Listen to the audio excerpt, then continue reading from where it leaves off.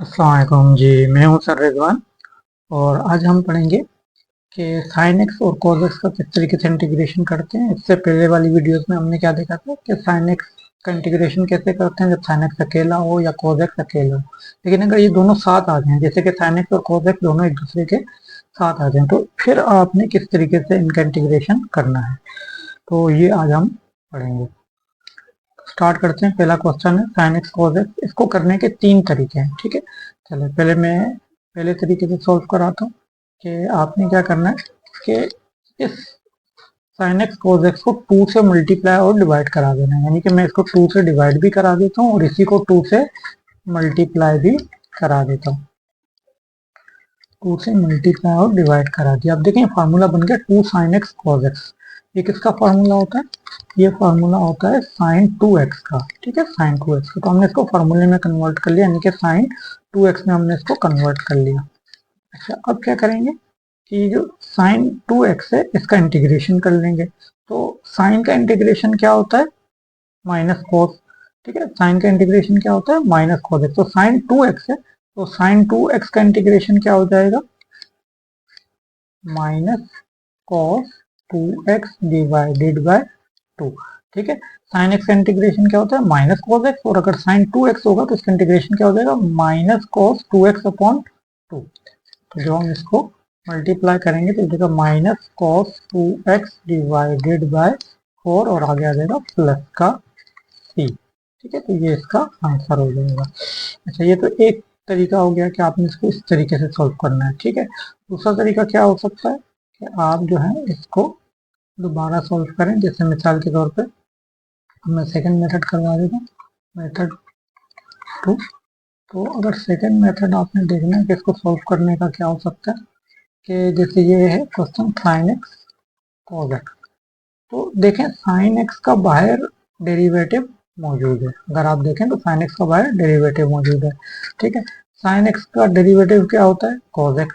तो जब sine x का बाहर डेरिवेटिव मौजूद है तो उस पर पावर रूल भी लग सकता है, क्योंकि बाहर तो डेरिवेटिव मौजूद है। तो साइन एक्स की एक पावर बढ़ा दें। इधर साइन एक्स की पावर 1 है तो उसकी साइन एक्स की पावर कर दें 2 और उसी पावर से आप डिवाइड कर दें प्लस सी, ठीक है। पावर रूल में क्या करते हैं कि अगर किसी भी फंक्शन का बाहर डेरिवेटिव मौजूद हो तो आप उस फंक्शन की एक पावर बढ़ा के उसी से डिवाइड कर देते हैं। और जो डेरिवेटिव होता है वो आपके किसी काम का नहीं होता, उसको नहीं लिखते, उसको छोड़ देते हैं, ठीक है। साइन का स्क्वायर एक्स अपॉन 2 प्लस सी, बस बाहर डेरिवेटिव होना चाहिए। अगर बाहर डेरिवेटिव आ गया तो उसके बाद आपने उस डेरिवेटिव को देखना भी नहीं है, बस आपने जो फंक्शन है उसकी पावर एक बढ़ा के उससे डिवाइड कर देना है, ठीक है। दूसरा मेथड हो गया।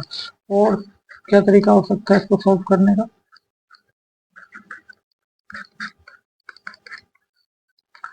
अच्छा, इसके अलावा इसको इस तरीके से भी सॉल्व कर सकते हैं, sine x cos x dx। अच्छा, अब देखें जिस तरीके से sin x का बड़ा डेरिवेटिव था तो उसी तरह cos x का भी डेरिवेटिव बनाया जा सकता है, क्योंकि cos x का डेरिवेटिव होता है माइनस साइन एक्स, तो उसको भी बनाया जा सकता है। जैसे अगर मैं sin x का साइन चेंज कर दूं, माइनस साइन एक्स कर दूं, तो ये जो है देखें ये cos x का क्या बन गया? डेरिवेटिव बन गया। cos x का डेरिवेटिव क्या होता है? Minus sine x. तो अब बाहर cos x के बाहर उसका डेरिवेटिव आ गया है, तो अब आप cos x की पावर भी बढ़ा सकते हैं। इससे अगर sin x की पावर बढ़ाई थी, इधर आप cos x की पावर बढ़ा दें तो cos x की पावर भी बढ़ाई जा सकती है। तो cos x की पावर अगर आप बढ़ाएंगे तो ये cos x की पावर 1 है, ये cos x की पावर 2 हो जाएगी और डिवाइडेड बाय 2 करके प्लस सी कर देंगे, ठीक है। तो ये तीनों तरीके ठीक है, आप इन तीनों में से किसी भी तरीके से क्वेश्चन को सॉल्व कर सकते हैं। नेक्स्ट क्वेश्चन में क्या है हमारे पास? साइन का square x cos x dx का इंटीग्रेशन है। तो यहाँ पे हम क्या करेंगे, cos x जो है साइन x का डेरिवेटिव क्या होता है? cos x। तो बाहर हमारे पास डेरिवेटिव मौजूद है, ठीक है। साइन साइन का डेरिवेटिव क्या होता है? cos x। देखिए डेरिवेटिव तो हमारे पास बाहर मौजूद है, तो जब बाहर डेरिवेटिव मौजूद है तो आप डायरेक्ट इस पे पावर रूल लगा सकते हैं। तो इस पे आपने क्या करना है, जब आप इसका इंटीग्रेशन करेंगे तो इसकी पावर 1 बढ़ाएंगे और उसी पावर से डिवाइड भी कर देंगे, ठीक है। क्योंकि साइन एक्स का बाहर डेरिवेटिव मौजूद था तो आपने डेरिवेटिव को तो डस्टबिन में फेंक दिया और जो बाकी फंक्शन था उसकी पावर एक बढ़ाई उसी से डिवाइड कर दिया, ठीक है।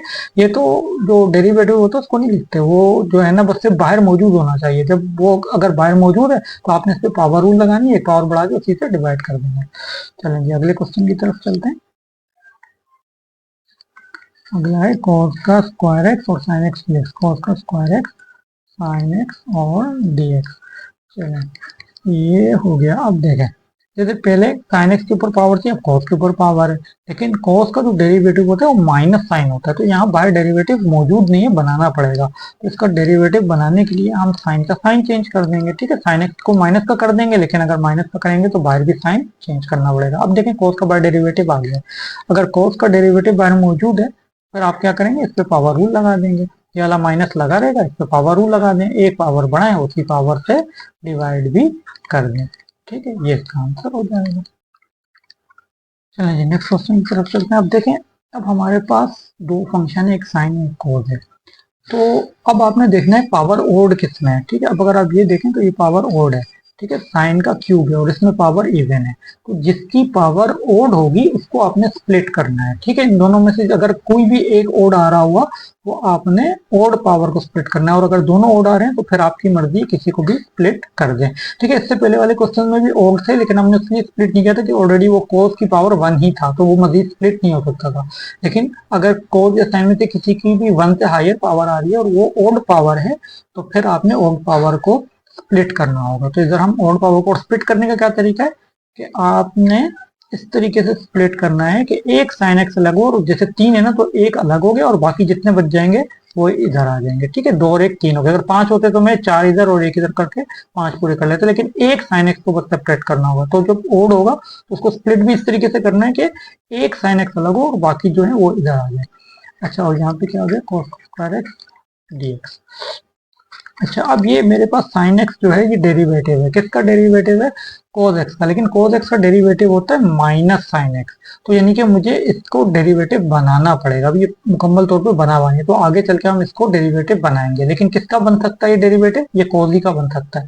तो साइन एक्स जो हमने जो स्प्लिट करके जो डेरिवेटिव बनाया है वो डेरिवेटिव किसका बनेगा, कोस का बनेगा। तो इसका मतलब मुझे इस डेरिवेटिव के बाहर दो चीज चाहिए, वो कोस चाहिए, साइन नहीं चाहिए, क्योंकि ये जो डेरिवेटिव है ये तो कोस का बन सकता है, साइन का तो नहीं बन सकता। तो मुझे बाहर भी क्या चीज चाहिए, मुझे बाहर कोस चाहिए, बाहर साइन नहीं चाहिए। तो इसका मतलब मुझे इस साइन एक्स को एलिमिनेट करना पड़ेगा। तो इस साइन एक्स को एलिमिनेट करने के लिए मैं साइन के स्क्वायर के फॉर्मूले में खोल देता हूँ। साइन का स्क्वायर किसके बराबर होता है, 1 माइनस कोस का स्क्वायर एक्स, और ये तो डेरिवेटिव है तो इधर आ जाएगा, ठीक है। और ये क्या बन जाएगा, कोस का स्क्वायर एक्स डीएक्स, ठीक है। ये जो डेरिवेटिव हमने साइन एक्स बनाया था किसका था, कोस का। अब देखें बाहर साइन एक्स के बाहर जो है, इस डेरिवेटिव के बाहर जितने भी फंक्शन है वो कोस है, साइन कोई नहीं। अब ये साइन एक्स है तो बाहर ये cos x है और ये भी cos x है, कोई दूसरा sin x मौजूद नहीं है, तो यानी cos x का ही डेरिवेटिव माइनस sin x होता है। तो इसका मतलब मुझे बाहर डेरिवेटिव मिल चुका है। अब मैं इसको मल्टीप्लाई करा दूंगा, पहले मैं इसको मल्टीप्लाई करा देता हूँ। जब मैं इसको जब मल्टीप्लाई कराऊंगा 1 से तो ये हो जाएगा sin x और cos का स्क्वायर x dx, ठीक है। फिर जब मैं इस वाले से मल्टीप्लाई कराऊंगा तो ये क्या हो जाएगा, sin x और cos की पावर ये 2 ये दी तो मिलकर हो जाएगी 4x और dx। अच्छा, अब आप देखें कि cos का बाहर डेरिवेटिव क्या होता है, माइनस साइन, तो ये तो प्लस साइन है ना, तो इसका मतलब मुझे इसका डेरिवेटिव बनाना पड़ेगा, ठीक है। तो मैं इसका डेरिवेटिव बना लेगा, माइनस लगाऊंगा तो अंदर भी ये माइनस साइन एक्स हो जाएगा, ठीक। तो यहाँ आ जाएगा cos का स्क्वायर एक्स और dx। अच्छा, इधर भी ये काम करना है कि अगर cos का बाहर डेरिवेटिव चाहिए तो मुझे साइन एक्स का साइन चेंज करना पड़ेगा। तो इसको अगर मैं माइनस करूंगा तो ये माइनस क्या हो जाएगा, प्लस हो जाएगा, और अंदर ये साइन एक्स माइनस का हो जाएगा, ठीक है। मैंने इसको माइनस करके इधर साइन चेंज कर दिया है। अब आप देखें कि इस कोस का बाहर डेरिवेटिव मौजूद है और इस कोस का बाहर डेरिवेटिव मौजूद है, तो जब बाहर डेरिवेटिव मौजूद है तो पावर रूल लग सकता है। तो अब हम जब इसको इंटीग्रेट करेंगे तो ये जो डेरिवेटिव है इसको तो हम फेंक देंगे डस्टबिन में, क्योंकि ये हमारे किसी काम का नहीं है, बार बार डेरिवेटिव बनाना था वो हमने बना लिया, अब इसको डस्टबिन में फेंक देंगे, ठीक है। और यहाँ पे इसकी पावर 1 बढ़ाएंगे और उसी पावर से डिवाइड भी कर देंगे, ठीक है। और यहाँ पे प्लस लिखेंगे। अब इस फंक्शन का बाहर डेरिवेटिव मौजूद है, cos x का डेरिवेटिव होता है माइनस साइन एक्स जो के बाहर मौजूद है। तो cos x का चूंकि बाहर डेरिवेटिव मौजूद है तो हमने इसकी एक पावर को बढ़ाना है और उसी पावर से डिवाइड कर देना है, ठीक है। तो इस तरीके से ये इसका आंसर हो जाएगा। नेक्स्ट क्वेश्चन की तरफ चलते हैं। नेक्स्ट क्वेश्चन में हमारे पास क्या चीज है, नेक्स्ट क्वेश्चन में हमारे पास देखें आप cos x और sin x दो फंक्शन जो है इसमें एक ओड है एक इवन है, तो जो ओड फंक्शन होगा उसी को हमने स्प्लिट करना है, ठीक है। ये ओड फंक्शन है तो इसको आपने क्या करना है, स्प्लिट कर देना। तो ये किस तरीके से स्प्लिट होगा, cos की पावर 6x cos x। ठीक है, स्प्लिट करने का भी मैंने तरीका आपको बताया था। क्या तरीका होता है स्प्लिट करने का? जो ऑड हो उसको इस तरीके से स्प्लिट करें कि एक cos अलग हो जाए और बाकी इधर आ जाए। अच्छा, cos x को भी स्प्लिट करना है। cos x क्या हो जाएगा? cos का स्क्वायर और 3 2 3 का 6 हो जाएगा। अच्छा जी, अब देखें कि हमारे पास जो डेरिवेटिव है cos x किसका डेरिवेटिव होता है? cos x sin x का डेरिवेटिव होता है। तो चूंकि हमारे पास डेरिवेटिव किसका मौजूद है? sin x का, तो बाहर भी हमें sin चाहिए, cos नहीं चाहिए। तो इसका मतलब cos जहां भी होगा उसको एलिमिनेट करना है। तो ये cos हमारे पास आ रहा है, इसको एलिमिनेट करना है। ये तो डेरिवेटिव है ना, ये डेरिवेटिव किसका है? ठीक है, इसको तो हमने बनाया खुद से, ये डेरिवेटिव बनाया, और ये जो है ये इसको हमने एलिमिनेट करना है। तो इसको किस तरीके से एलिमिनेट करेंगे? 1 माइनस साइन का स्क्वायर एक्स, पावर में आ जाएगा क्यूब, और ये हो जाएगा cos x, और ये हो जाएगा साइन की पावर 6x और dx। चलो, अब हम यहाँ पे a माइनस बी का होल क्यूब लगा देंगे। ठीक है, इसको खोलें, a cube minus 3a square b plus 3ab square minus b का क्यूब, और बाहर क्या मौजूद है? cos x, और इसके अलावा साइन की पावर 6x और dx भी मौजूद है। ठीक, चलें वैल्यू डालते हैं। 1 1 1 साइन की पावर 6x, साइन की पावर 2x, साइन की पावर 2x और साइन की पावर 2x। चलें अब इसको सॉल्व करें। 1 का क्यूब होता है 1 माइनस 3 साइन का स्क्वायर एक्स प्लस 3 साइन की पावर 4x माइनस साइन की पावर 6x, बाहर है cos x और साइन की पावर 6x dx। अच्छा, अब ये cos x और साइन की पावर 6x dx को हमने इस पूरी ब्रैकेट से मल्टीप्लाई करा देना है। तो जैसे हम इसको मल्टीप्लाई कराएंगे तो ये हो जाएगा, पहले तो आ जाएगा cos x साइन की पावर 6x dx, फिर लिखेंगे माइनस 3, यहाँ आ जाएगा साइन की पावर 6 ये है और 2 ये, तो टोटल 8 हो जाएगी। ठीक है, 8x हो जाएगी, और साथ cos x dx भी मौजूद है। ठीक है, ठीक है, इसको और इसको मल्टीप्लाई करा दिया। ठीक है, इस ब्रैकेट से बाहर जो ये चीज थी इनको इससे मल्टीप्लाई करा दिया, तो साइन की पावर 2 और 6 8 हो गई, और cos x अलग से आ गया। अच्छा, अब लिखेंगे प्लस 3, साइन की पावर 4x है। अच्छा, साइन की पावर 4x को किस तरीके से मल्टीप्लाई कराना है?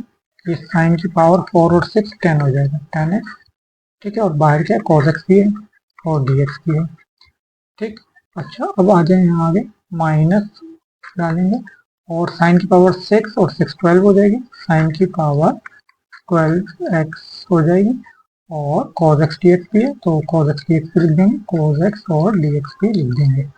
चलिए आगे, अगर अब देख साइन का बाहर डेरिवेटिव मौजूद है, साइन का डेरिवेटिव होता है cos x, तो हमारे पास यहाँ चूंकि डेरिवेटिव मौजूद है तो हम क्या करेंगे? पावर एक बढ़ाते जाएंगे और उसी पावर से डिवाइड कराते जाएंगे। ठीक है, इसकी 6 की पावर 7 कर दी, क्योंकि बाय डेरिवेटिव मौजूद था, इधर भी यही करेंगे, -3। ठीक है, इसको तो ये हमारे पास साइन का बाय डेरिवेटिव cos x क्योंकि मौजूद है, तो हम यहाँ पे पावर एक बढ़ाएंगे, इसकी पावर एक बढ़ाएंगे और उसकी पावर से डिवाइड भी कर देंगे।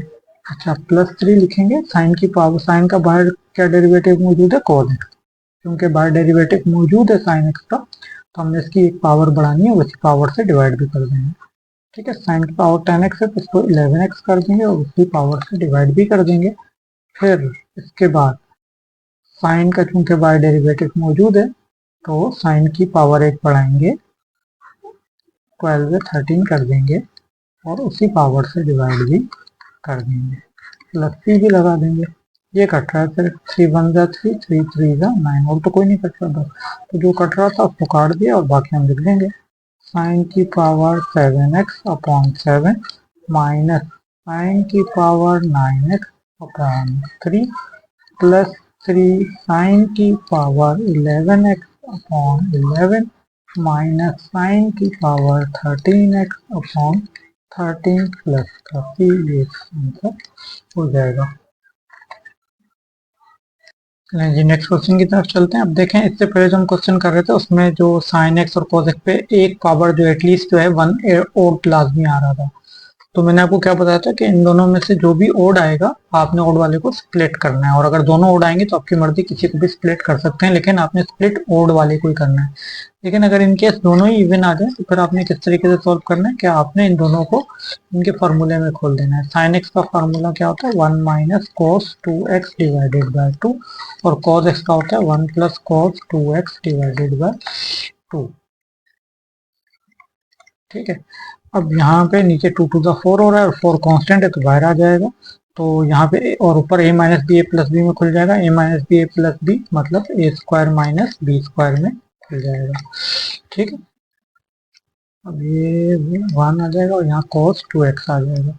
अच्छा, अब इसको खोलेंगे तो ये 1/4 और 1 का स्क्वायर होता है 1, और cos 2x पे भी क्या आ जाएगा, स्क्वायर आ जाएगा, और बाहर के dx भी है। अच्छा, अब इसको मल्टीप्लाई करा देंगे, 1/4 dx आ जाएगा, और यहाँ पे 1/4 cos का स्क्वायर 2x dx आ जाएगा।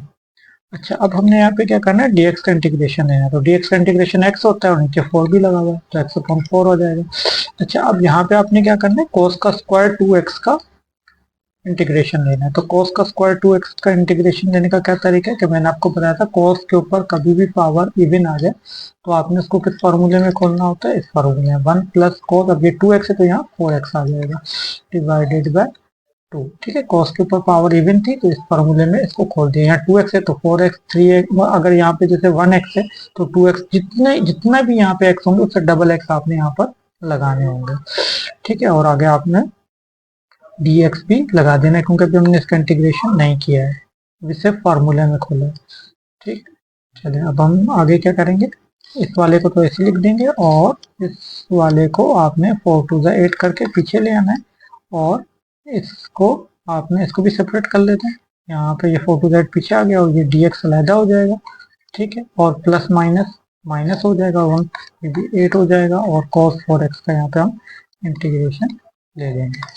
चलो नेक्स्ट स्टेप में हम क्या करेंगे, ये x/4 तो ऐसे ही आ जाएगा, x/4 माइनस ये dx है तो इसका इंटीग्रेशन क्या हो जाएगा, x/8 आ जाएगा, और यहाँ पे क्या आ जाएगा, cos 4x का इंटीग्रेशन। तो cos 4x का इंटीग्रेशन कितना होता है, cos 4x का इंटीग्रेशन होता है sin 4x/4, sin 4x/4। ठीक है, आगे प्लस का c भी लिख लेंगे। चले नेक्स्ट स्टेप में चलते हैं। नेक्स्ट स्टेप में क्या होगा, देखिए ये वाला और ये वाला सेम है, और सेम होने की वजह से मतलब जैसे x/8 है और x/4 है तो इसका नीचे हम सेम कर सकते हैं, नीचे 8 है और इसको 4 है तो इसको ऊपर नीचे 2 से मल्टीप्लाई कर देंगे तो ये भी 8 हो जाएगा, और ये 2x बन जाएगा, 2x माइनस x 1x हो जाएगा, तो ये बन जाएगा x/8। ठीक है, और ये हो जाएगा 8 4 32, और ऊपर आ जाएगा sin 4x, तो sin 4x/32 और प्लस का c, ये इसका आंसर हो जाएगा।